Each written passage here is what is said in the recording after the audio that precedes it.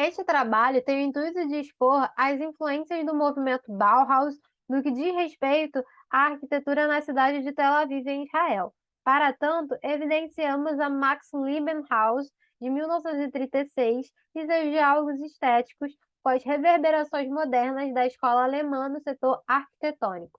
Portanto, ao escolhermos tratar sobre a Bauhaus, apontaremos a relação com a outra obra moderna de uma região não estudada no curso, entendendo o processo de internacionalização do estilo. Primeiro, para ambientar nossa discussão, precisamos ter a noção da Bauhaus em seu tempo, para posteriormente vermos sua influência ao longo do século. Instalada no ano de 1919, em Weimar, mais precisamente no antigo prédio da Escola do Grand-Duque para as Artes Plásticas, a Bauhaus foi criada pelo arquiteto alemão Walter Gropius. Com o intuito de educar e formar a partir da racionalidade como método, a arquitetura, a lógica e a ênfase deste trabalho seria uma condição direta da existência do ser humano, sendo um instrumento para a nação com grandes fins de expansão da técnica e da forma. A escola teve 3 fases e cada uma está vinculada ao seu diretor. Mesmo tendo uma vida curta, a Bauhaus foi composta por alunos e professores que viveram e produziram em larga escala. Em quase 15 anos de existência, a escola teve características que se aproximaram de uma visão expressionista, depois pautada na forma e depois voltada à arquitetura. Pensar em conceito, prática, pedagogia é estar vivenciando a educação pela forma, em que a arte nos eleva. Sem contarmos a relação com a indústria e os usos dessas criações. Para essa discussão, devemos ter em mente os debates postos nos movimentos Jugendstil, Art Nouveau e Art and Craft, onde estabeleceram uma nova conexão entre o artesão e a indústria, e o que isso diverge com Gropius. O arquiteto tinha como objetivo pôr em função o artista com o mundo por meio da Escola de Arquitetura e Artes Plásticas, a Bauhaus. Desse jeito, contribuiu na formação intrínseca da arte e vida dentro de um contexto industrial. Sua grade curricular, propostas que possam ser aplicadas no mercado. O aluno, enquanto artista matriculado, tem suas aptidões em função do século XX. O desenho industrial e arquitetônico. Podemos ver com esse exemplo que a gente pode perceber algumas características pontuadas pelo ensino de arquitetura, tendo como uma construção e consciência da época.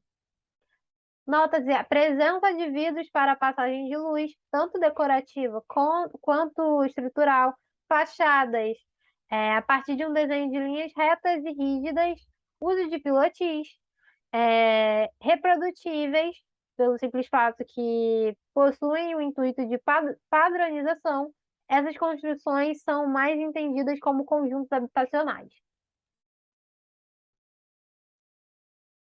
As ideias bauhausianas foram sendo difundidas já depois do fim da escola. Os muito vinculados à escola migraram para outros países. O caso que iremos apontar é da influência presente na Liebenhaus White City Center. O edifício é datado no ano de 1936 pelo arquiteto israelense Dover Carmen e pelo engenheiro Ziva Barak, para Tony e Max Liebling, em Tel Aviv, Israel. Desculpa se eu mencionar alguma palavra em uma pronúncia errada. 2 fatores que posso mencionar para compreendermos essa adesão. Como a gente pode ver, mais imagens da casa e os responsáveis para a casa de Tony e Max. Tá. A imigração alemã devido à origem judaica e o fator de ser o território britânico da Palestina na época.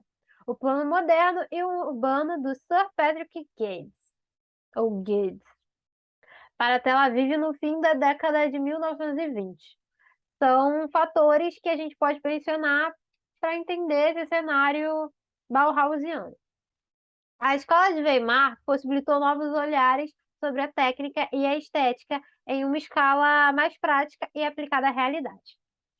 A partir de questões vindas do local, a edificação em Israel segue certas premissas bem próximas aos exemplos mencionados anteriormente. Então, a gente vê vidro, a gente vê fachadas, linhas retas, enfim. É um edifício longo e estreito, como a gente pode ver nessa foto. Tem uma composição funcional, até porque é uma casa, e foi habitada. Tem dois blocos principais, o frontal e o traseiro, e disposição de janela à vontade. Sendo assim, essas propriedades se enquadram no quesito residencial, envolvendo principalmente os motivos sociais de habitação. São exemplos de inovação a partir de sua tipologia e relações urbanísticas que estavam sendo elaboradas no período. Isto é, um nível de unicidade do design aplicado, sendo possível sua existência em qualquer condição. A gente pode ver aqui as referências usadas. E só para finalizar, ao entendermos o projeto e o desenho como símbolos de progresso que foram além da arquitetura e do design, esse estilo enraizado nas ideias podem ser vistas tanto por Le Corbusier, Hans Meyer e Walter Gropius, pois conversa sua identidade com preceitos comuns ao mundo, sem ignorar a praticidade que isso proporciona, mas também considera suas características locais para que haja uma razão em construção. Podemos notar a negação e a ornamentação também. Hoje, o projeto visa destacar a influência da cultura alemã e a relevância que a escola de Bauhaus teve em seu tempo, mas também a constância de estudos sobre a mesma na arte contemporânea, como as ideias e métodos criados pela escola diante da arquitetura, arte e design. Se pretendia desenvolver novas formas de habitação e vida em diálogos com as artes, acho que podemos ver que esse projeto e tantos outros fizeram parte de uma filosofia para além da prática proposta nesses 15 anos de Bauhaus.